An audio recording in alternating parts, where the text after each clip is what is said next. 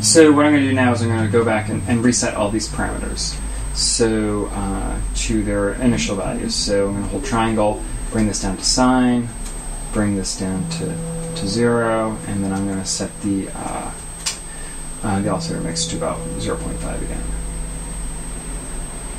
That's close enough. So the last 6 parameters here control DADSR envelope. So it's delay, attack, decay, sustain, and release. So what happens in an FM generator is that the output of the modulator is passed through an envelope to shape the amount of modulation on the carrier oscillator. The output of the enveloped modulator is then multiplied by the mod index value to scale the modulation amount. So this is why if you set mod index to 0, that the waveform has no modulation effect at all. So as for the DADSR envelope that's used in BFM, 5 of the parameters refer to time in seconds, and 1 parameter refers to the height of the envelope at a particular stage. So first of all, we have delay. And delay sets the time in seconds it takes for the envelope to start. So right now it's 0, so that means that there's no delay at all. So if I hold triangle and push up on this, what you can hear is that that the envelope is delayed by a second. So the sound is triggered and it's just a regular sine wave.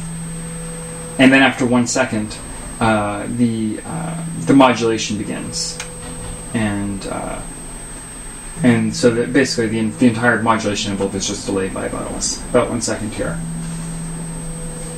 So I'm going to bring this back down to 0.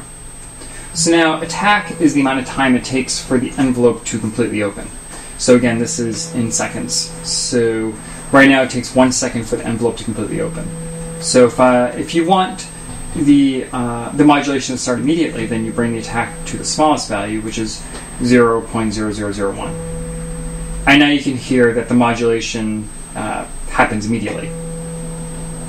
It doesn't ramp up.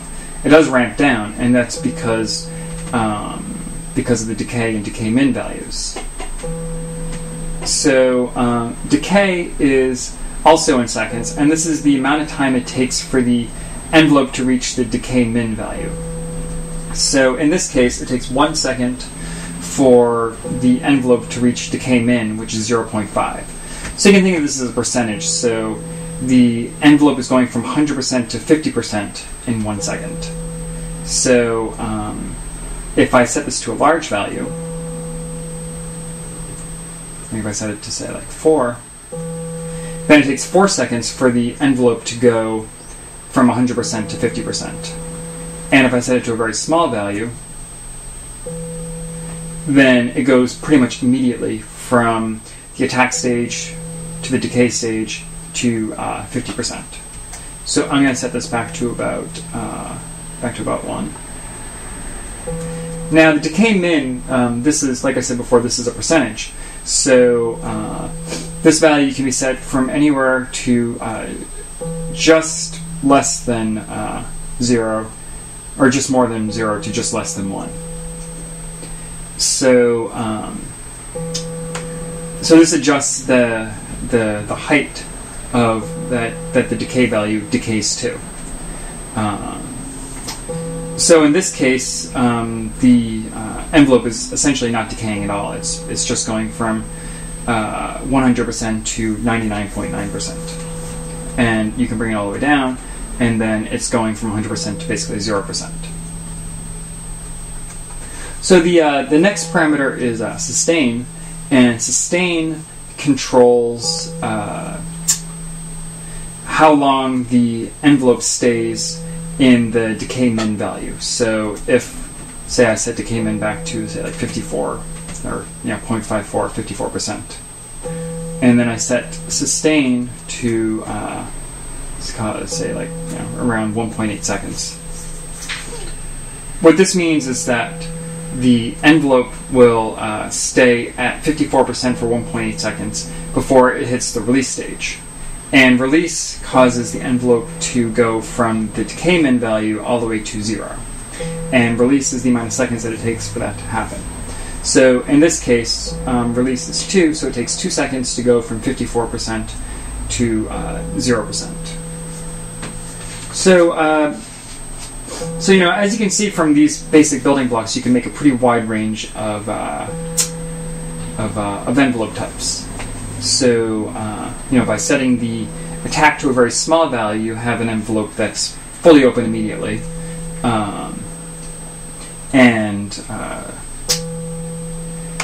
and then, you know, by using the other parameters, you can also shape the waveform. So you can create all sorts of different envelope types, from ones that stay open at essentially 100% the entire time. If you wanted to do that, then what you would do is you would set the attack to a very small value and the decay to a very large value, and set decay min to a very large value, and set the sustain to a very large value.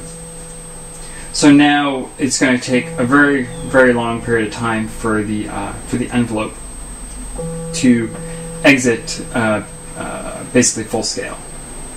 So in this case, the modulation is constant and it stays completely open.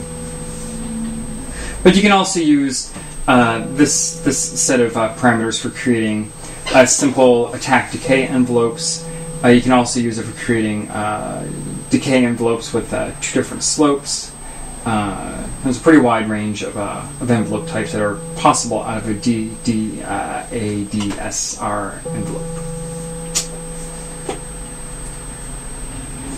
So that's about all I really like to say about the BFM generator.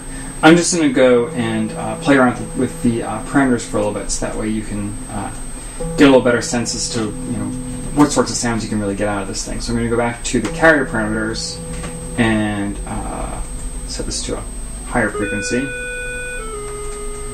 And then I'm going to mess around with different waveform types.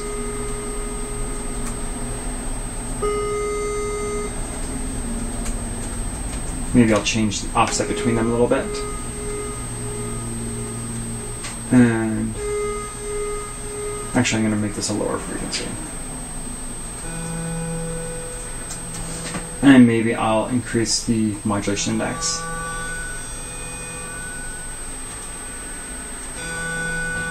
And add in some ring modulation.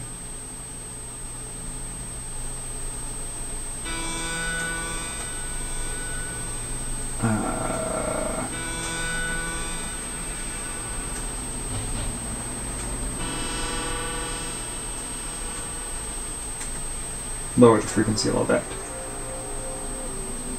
So FM generators are very good for making great bass sounds. As you can hear, this one's pretty cool. So now I'll go back to the modulator.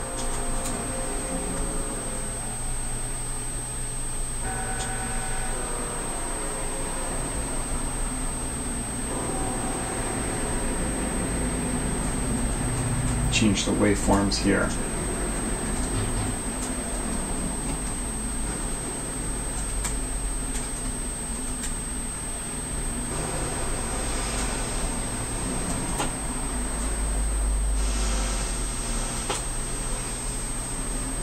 So, and if you set the modulation index to a very high value, you can go to noise very quickly in the generator.